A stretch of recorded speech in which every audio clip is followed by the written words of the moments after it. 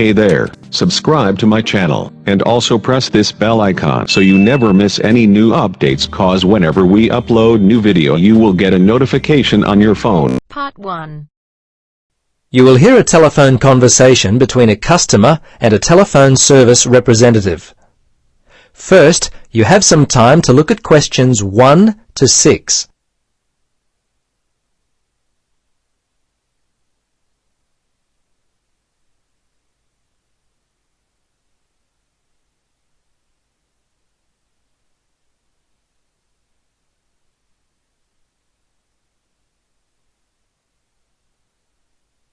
Now, listen carefully and answer questions 1 to 6.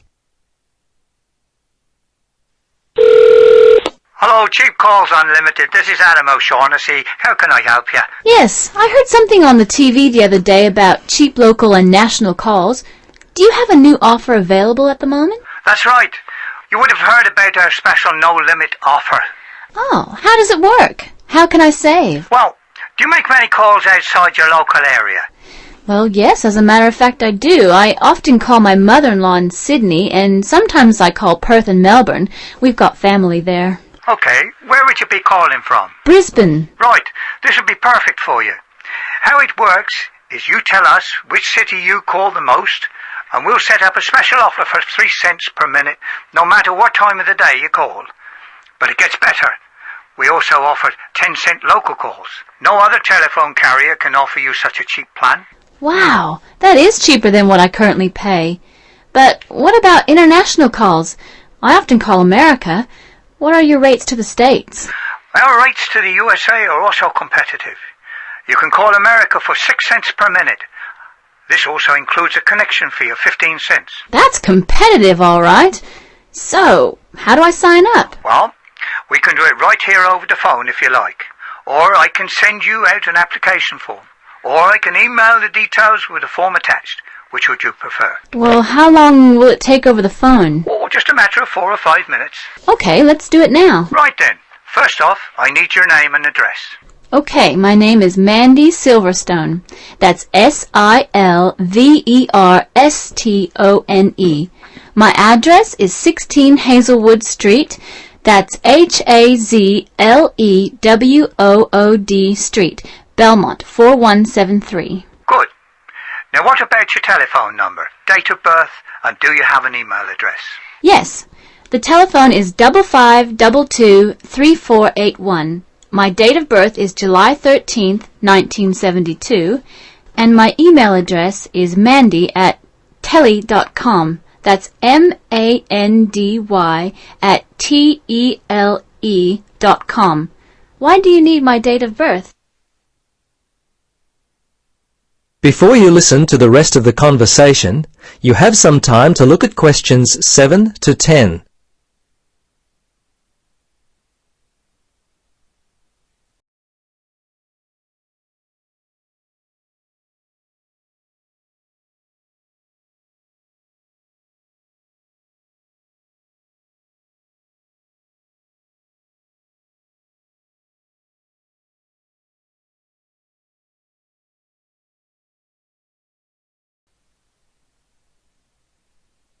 Now, listen carefully and answer questions 7 to 10. Right, okay. Yes, we'll request your date of birth for security reasons. We'll ask you this each time you call us to request information about your account. Not for making a payment, but, if you wish to change any of your details or change your plan, those kind of things. Okay, I understand. Okay, right. Well, we're finished. Do you have any other questions at all? Yes, when does this new service actually start? Yes, I'm going to send the information to our sales department. They'll process it today and your new service will be ready tomorrow. By next month, you'll really start to experience the savings. Fantastic. Okay, well, that's all I wanted to know. Oh, when will I receive the bill? That'll be 1 month from the day you signed up. It'll be sent on the same day every month thereafter, unless you request a change. We can send them every 2 or 3 months if you prefer. That is the end of part 1. You now have half a minute to check your answers.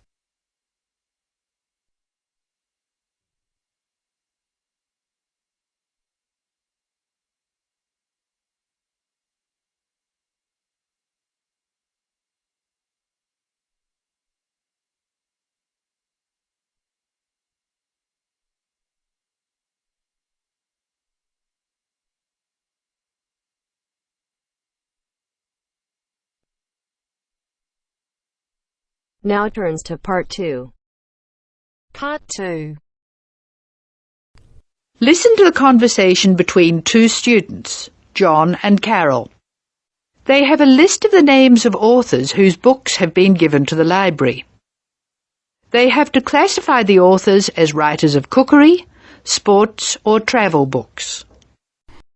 First, you have some time to look at questions 11 to 15.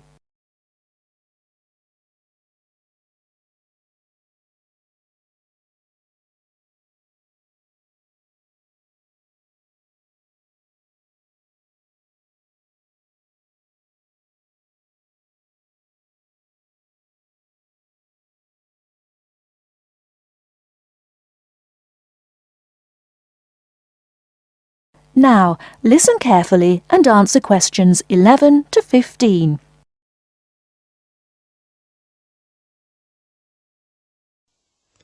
This is a great collection of books, isn't it? Very impressive. Who gave them to us? Apparently the donor was a book reviewer. There are a lot of books about sport. Here's one, My Life in Cricket. Well, that's certainly sports. Who's the author? Peter Adams. He also wrote Journeys Through Spain. Did he? Peter Adams writes books on both sports and travel, so ST is written against his name. Now we shall begin. You should answer the questions as you listen because you will not hear the recording a second time. Now listen carefully and answer questions 1 to 8. This is a great collection of books, isn't it? Very impressive. Who gave them to us? Apparently the donor was a book reviewer. There are a lot of books about sport. Here's one, My Life in Cricket. Well, that's certainly sports. Who's the author? Peter Adams. He also wrote Journeys Through Spain. Did he? Next one is Stephen Bow. He wrote Summer Barbecues, Cooking for Singles, Dinners by Candlelight. Anything else? No. Do you have anything by Pam Campbell? Wanderings in Greece, My Life in Russia, Travels in the Amazon, and Pam Campbell's Guide to a Successful Trip. Oh, sounds like she got around. My next one is C. Ketzik. He has a list of books about football, the World Cup, Heroes of the World Cup, Playing with the Round Ball, Soccer for Everyone. That's enough. He was a one-topic writer. Ari Hussein, however, wrote about cooking and travel. His series of cookbooks is called Living and Cooking in Spain, Living and Cooking in China, Living and Cooking in Brazil. He's been everywhere. I've got a specialist here, Sally Innes on tennis. Here are some of her titles. Improve Your Serve, Tennis for Everyone, Tennis Forever. Before you hear the rest of the talk, you have some time to look at questions 16 to 20.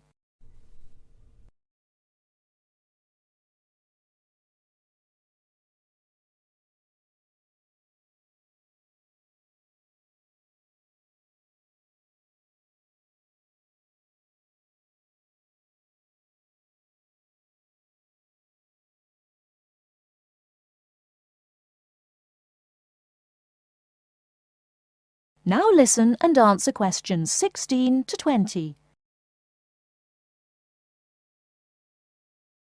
Sally Innes on tennis. Here are some of her titles. Improve Your Serve, Tennis for Everyone, Tennis Forever. Meg Jorgensen has 3 books, one in each category. Cooking for Health, Sport is Good for You, and Travelling in Australia. A varied talent. Who's next? Bruno Murray. He wrote children's books, a whole series called A Child's Guide to, and then The Name of the City. Oh, you mean like A Child's Guide to London? Yes, that's right. He seems to have stayed in Europe. Ruby Lee, however, has just one book. It's called The Emerald Isle, and it's all about Ireland. Apparently she went around Ireland on foot. Jim Wells wouldn't like that. His books are all about motor racing. Nice photos of old racing cars. Don't you love the goggles on the driver? They do look strange, don't they? I think we're nearly finished. What did Helen Young write? Summer menus. Food for thought. She also did a book of Chinese recipes. Cantonese, I think. OK, that's dealt with the first box. Let's stop for a minute. That is the end of part 2. You now have half a minute to check your answers.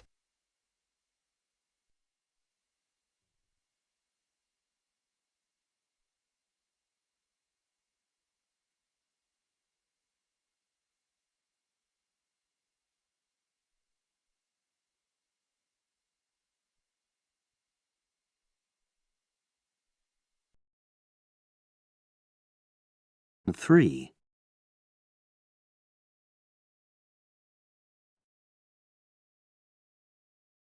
CD 3. Test 5, Section 3. You will hear a business studies student called Sam talking to his tutor about an IT project he is going to do for a local company called Turner's. First, you have some time to look at questions 21 to 26.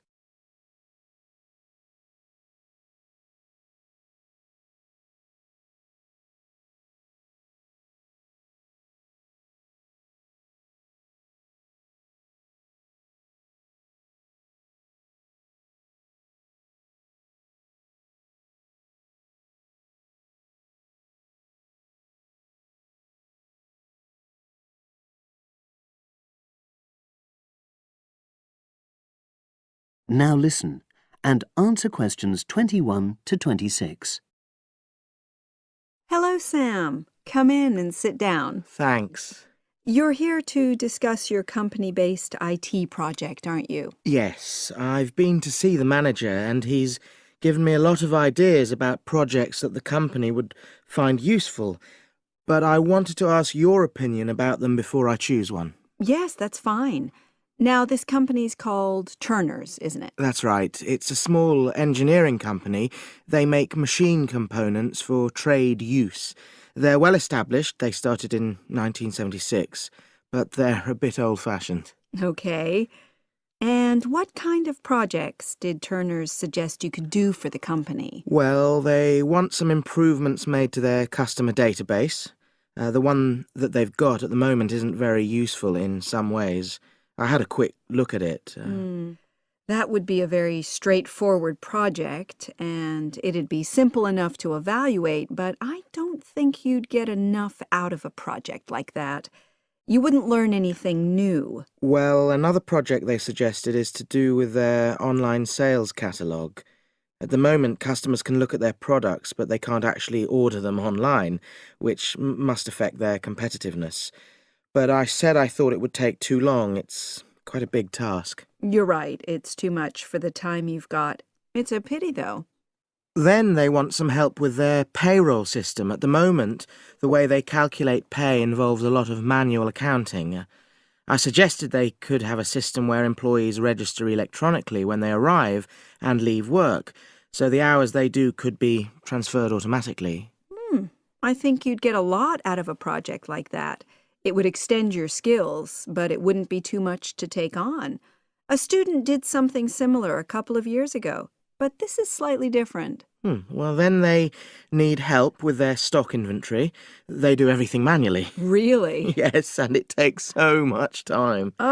It's probably very inaccurate, too. An electronic inventory would probably be the biggest single benefit for the company. I'm surprised they haven't had it done before. I know. Then they wanted to improve their internal security. The manager had visited other companies where the staff use swipe cards to access various areas of the building. It sounded useful, but the trouble is I'm not really sure how to do it. Well, I think you're right in that assessment. At the moment, it's probably a bit beyond your level of knowledge. Is that all? Just one more. Customer service. They want to be able to collect feedback from their customers in a more systematic way. At the moment, it's a bit of a mess, and they probably lose business as a result. Would that involve you going to see customers at their own premises? Because in that case, you might have to do a fair amount of traveling, and that would incur expenses that haven't been agreed with these companies. I never thought of that. Well, it might not be a problem, but it's something that needs clarifying. Well, I hope that's been helpful in narrowing down the options.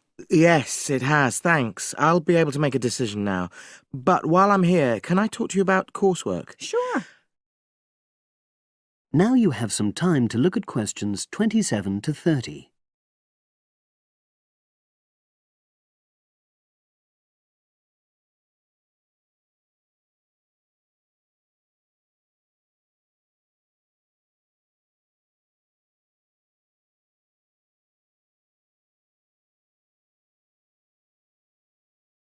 Now listen and answer questions 27 to 30. I'm not very happy about the way our group assignment is working. There are some problems. Oh dear. Are people just not getting on with each other? That's the worst thing. Actually, we're all friends. It's not that. But when we're having a discussion about the assignment, one or two people end up doing all the talking and the rest don't say anything. It's a bit frustrating because we need plenty of debate. Well, that's a common observation. You're studying in a group with people from all over the world, and you all have your own ways of participating. In some places, students are more used to listening than talking, and vice versa. I suppose you're right. I'll try to remember that. Does everyone pull their weight as far as sharing the workload is concerned? I'd say they do, yes. And our group elected a leader. She's very good at making sure no one's overloaded. But personally, I feel that there are just too many of us in the group. Whenever we try to arrange a meeting, there's always at least one person who can't make it. It's not anyone's fault, it's just that we've all got slightly different timetables. Well, I'm glad you've talked to me about it. Feedback is always useful. Is there anything else you're concerned about? There are a couple of problems with lecturers that all the students are talking about. Last semester we had negative feedback about the way lectures were organized. There were several occasions when the wrong room had been booked or the same room had been booked twice, that sort of thing. Is that still a problem? That hasn't happened at all as far as I know. Oh, good. It's sorted out then. But I don't know the reason, but some of the staff often turn up late, so we miss 10 or 15 minutes of our lecture time. It might be because they've been copying handouts for students. I think there's a queue for the machine sometimes. Well, I'll look into that. Thank you for telling me. Anything else? The other thing is that it can be very difficult to get to see a lecturer individually. They're all very supportive and friendly when you do manage to find them, but often they're not in their office, even at times when they're meant to be available for consultation. Okay, that's helpful.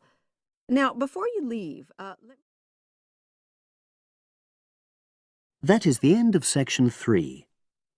You now have half a minute to check your answers.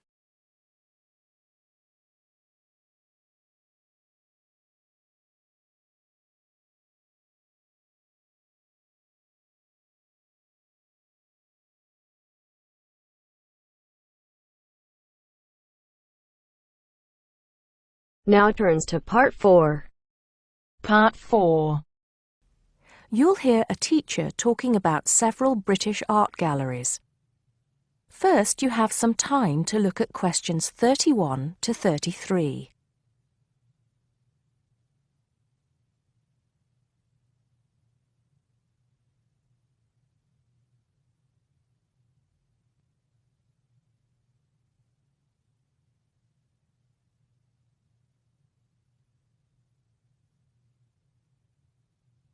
Now listen carefully and answer questions 31 to 33.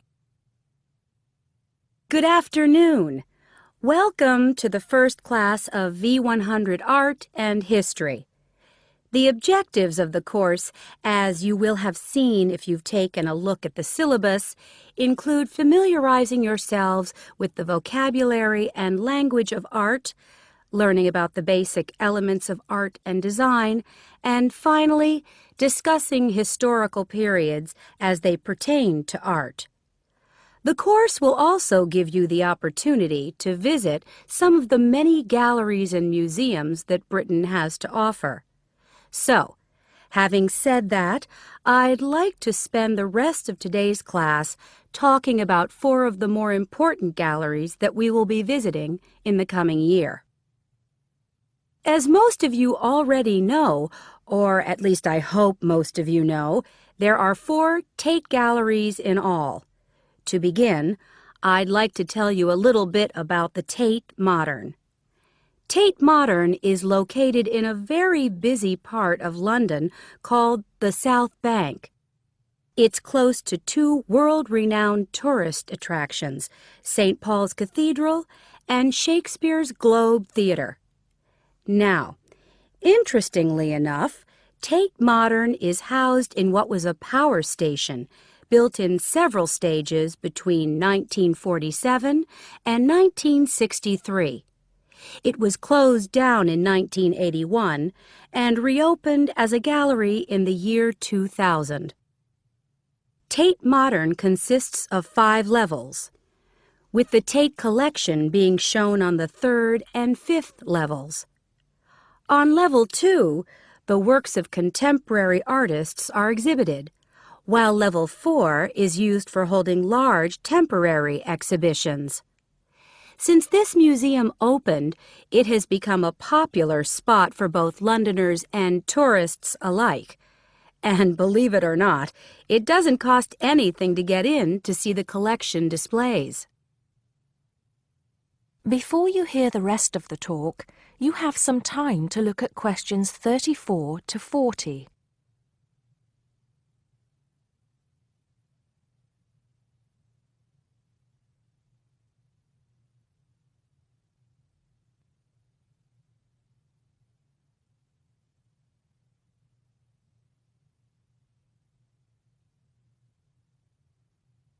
Now listen and answer questions 34 to 40. Now, the second gallery I'd like to talk about is Tate St. Ives, which is in Cornwall. It was built on the site of a gasworks, and it overlooks Porthmeor Beach. Tate St. Ives is housed in a 3-story building that was designed by the architects Evans and Shalliff. It was established in 1993, 7 years before Tate Modern was opened, and the gallery exhibits the works of modern British artists, including members of the St. Ives School, a group of artists living and working in the area from the 30s onwards. In later lectures, we'll be looking at the work of some of the artists who belong to that group and the ways in which they influenced each other. Okay, am I going too fast for any of you? No? Good. Next, I want to talk about Tate Britain, which is a gorgeous gallery situated right in the heart of Westminster. Tate Britain was the first of the 4 Tate galleries to open, and it was established in 1897. It was built on the site of an old prison, and when it first opened its doors, it was called the National Gallery of British Art. Later, it became known as the Tate Gallery, after the man who founded it, Sir Henry Tate. During its lifetime, Tate Britain has been damaged twice, once by floodwaters from the River Thames, and once by bombings during World War II. This gallery has an interesting range of exhibitions of historic and modern art from 1500 up to the present day. Now, the last gallery I'd like to tell you about is called Tate Liverpool. It's not hard to figure out where this gallery is located, is it? It was opened in 1988 to exhibit displays from the Tate collection, and it also has a program of temporary exhibitions. Tate Liverpool is housed in what was once a warehouse, and for some years it was one of the biggest galleries of modern and contemporary art in the UK. Well, that's a brief overview of just a few of the galleries we'll be visiting.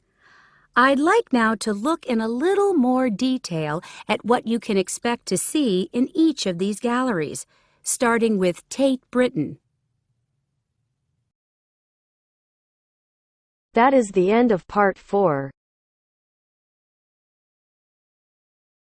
You now have half a minute to check your answers.